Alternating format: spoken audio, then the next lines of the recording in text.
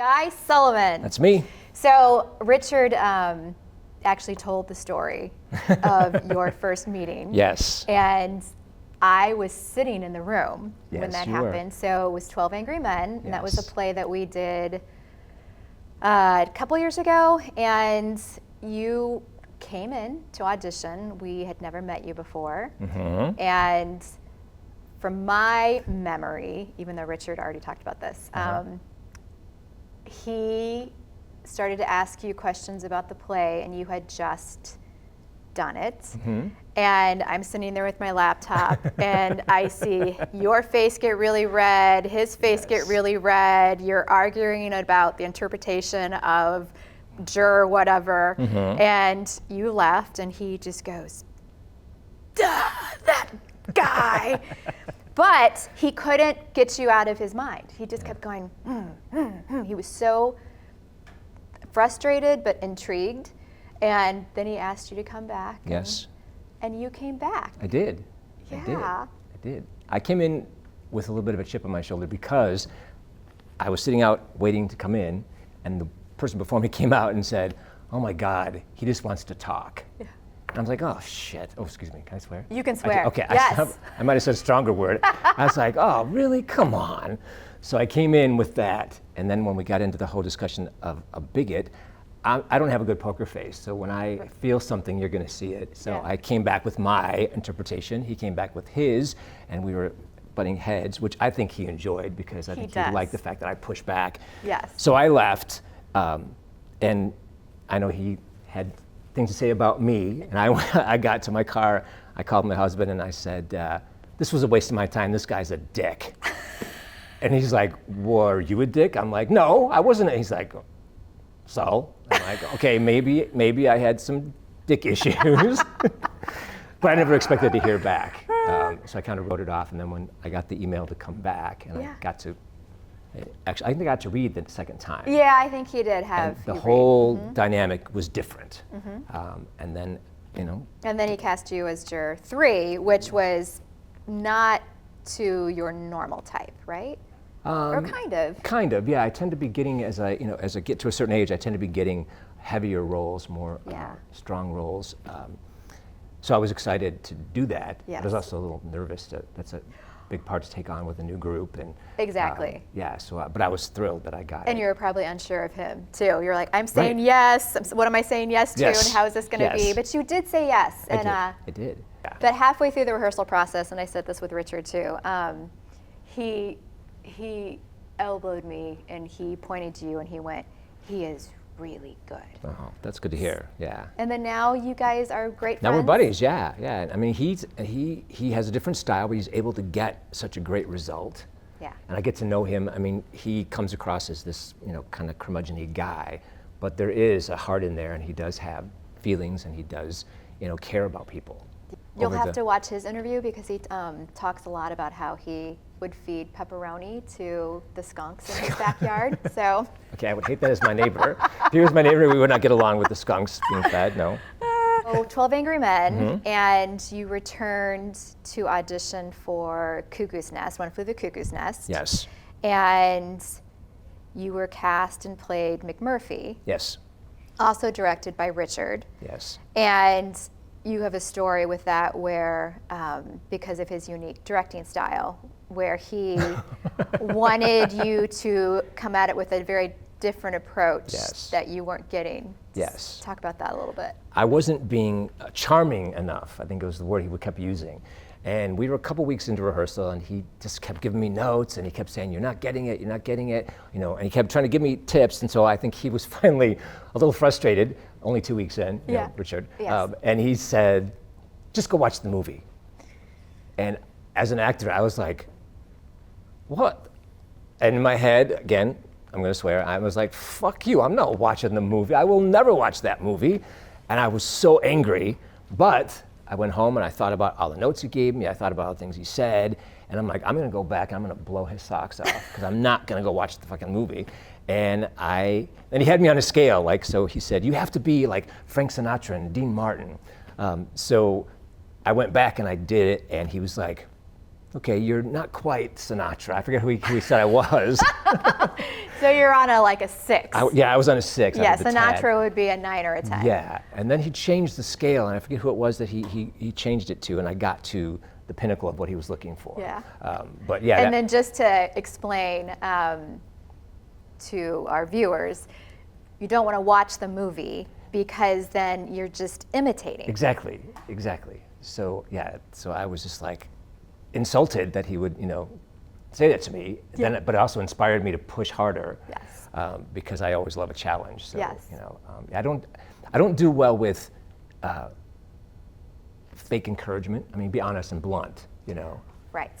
And that's what he does. Flattery. Yes. There's no flattery. Yeah, I mean, if I'm not doing it, tell me I'm not doing it. Right. But don't tell me to watch the movie. But it did work. So it did work. So I have to give him credit where credit is due. So he, because I played opposite you, I Yes. was Nurse Ratched to your McMurphy. He kept telling me that he wanted me to be creepy. Mm-hmm. Well, what does that mean? So I just kept trying different versions of creepy until one stuck, and then he went, "That was really scary." And then I had to think, okay, what was it I did that I can replicate? All right, so You were creepy.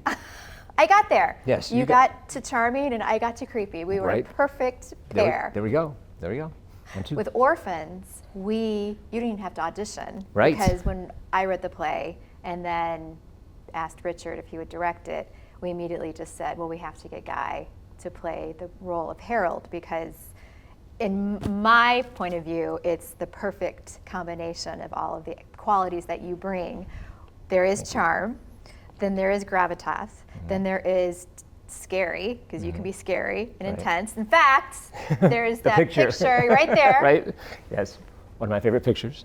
So how, tell me about rehearsals so far. Rehearsals going well. I think going very well. I think we're only, not even. I feel like, yes, We've wasn't only it had- just 2 weeks, Yeah, 3 weeks? because we had a read-through on the 3rd of September. Mm-hmm. Right, so we've only had 6 or 7 rehearsals, I think. I know. So Um, Richard sort of figured out his great schedule, which is just rehearse three nights a week, and he basically wants you to come completely off book and Yeah. with your blocking ready to go. And Yeah, it didn't happen that way, but but then he pushes, and within a week, it is sort of like that. I yeah, mean, we're doing really. I mean, there's connections are there. The characters are really coming along really nice. The pacing is really going well. I think overall it's going to be. I mean, we're off to a great start. yeah.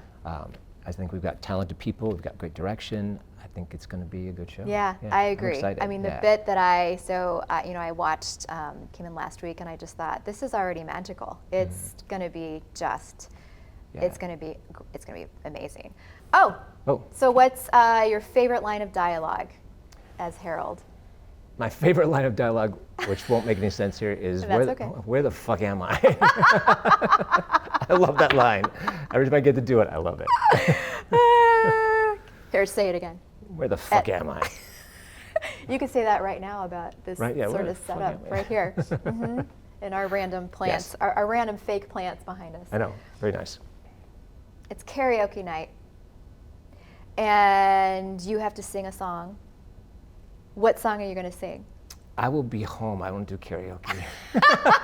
But if I did karaoke, it would be probably something. Oh God! See, I love Motown. Motown really gets me going. Yeah. I don't know. That's a hard one for me. Yeah. Yeah. It's always hard for me too. They Yeah. had that big Yeah, binder. because I've never done karaoke, and I will never do karaoke. Really? Oh God, no. I thought you just said you sang a little bit. I do, but that's just Not to stand in front of a yeah, mic and. yeah. That's just not. Yeah. Okay. So no karaoke. No karaoke for me. All right, so I'll we go will- and laugh at other people, but Oh. yeah. Well, okay. Hopefully you're not laughing at all of them. Oh, tell everybody your diet. My diet? What you eat. What you Oh. sustain yourself on. I eat like a 12-year-old child. Mm-hmm. My favorite breakfast are the Uncrustable peanut butter and jelly frozen. That's my favorite. 2 of those with a Coke Zero is my favorite breakfast. Mm-hmm. Yeah. I love pizza. I love fried chicken. Mm-hmm. Rum and Coke. Rum and Coke. McDonald's. McDonald's. Mm-hmm. Yeah. Pop-Tarts. Yeah. Oh yeah. The brown sugar Oh, yeah. cinnamon. Yeah. Those are the best. Yeah. I don't know. I just like. This is no lie. I was driving from the city to the suburb, and like in my head, I'm like, I have to have Pringles. So I got off the expressway, found a 7-Eleven, and got a Pringles and a Coke Zero, and I was happy. Yeah. We were in New York, walking around New York, and I said, Joe, if I don't have French onion dip and Fritos and a Coke, I'm going to kill someone in Times Square because this is what I need. Okay. Yeah. So that's it. You exist on sugar. So I work out just so that I can, stay thin, but my insides are just going to explode someday. Yeah.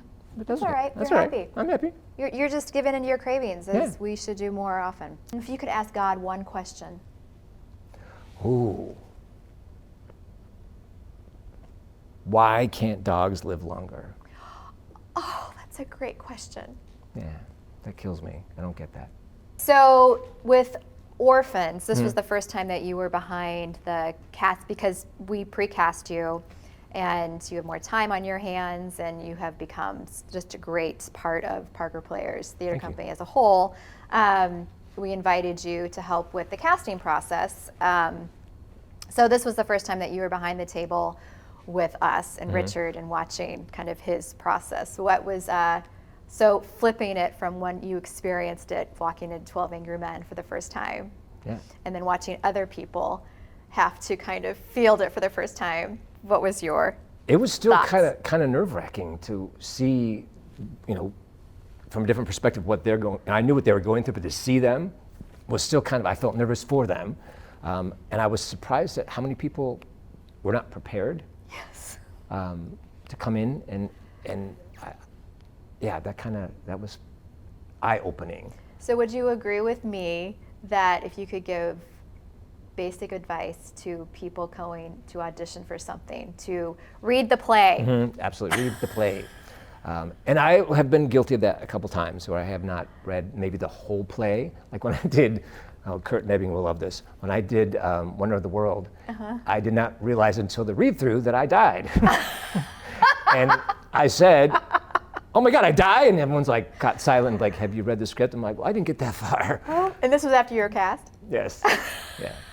So This is how good he is. He doesn't even have to read the entire play, and he gets cast. Yeah, but now I do read the entire play, and I'm trying to go in prepared. But I was surprised at how many people were not prepared to come in and talk about the show, or the play and their characters and how the characters interact. But it was really, it was eye-opening to see what you guys go through, because you hear, well, they're dying for that talented person to come in. They're as nervous as we are as actors because they want the best and they hope that person's going to be it. And you have to go through a lot of not its to get to the it. So I got that perspective of, oh gosh, yeah, this is like, people are coming in like, no, no, no. And it's like, where's our yes? So. And the it is, and I was talking to Richard about this, the person that fits the director's vision. Right. So there are lots of great people that do come in and are considered, Yes. who are prepared. Yep. But they just don't, whatever that it factor is that the director has in their head. And if it was a different director, it might be a different vision. So because you never know, and that's the thing. You can't do every part, right? And you don't know what the director has in mind. When I did Witch, I never saw myself as Scratch when I read the play, but the director saw that for some reason. So, you don't know what they're looking for. Right. And you can't know what they're looking for. Right. And you can't be what they're looking for all the time. Because the worst scenario is to be cast as something, as a character that you are not right for at all. Right. And then the entire time the director is trying to get you to go from where you are and what you bring to this. Right. And it's just an uphill battle. So for all the actors that are rejected or don't get a part, sometimes it's better for everybody involved, and there will be a part for that person for the next show that they audition for. Yep. So. Like we have to be charming. And you are so charming. So, Guy. Yes. Always lovely to talk to you and hang out with you, and I'm so glad that you accepted the role of Harold in Orphans. And thank you for sitting and talking with me and sharing your perspective with everybody. And we want you to come see this. Yes, well, come thank see you. Guy in another fantastic role.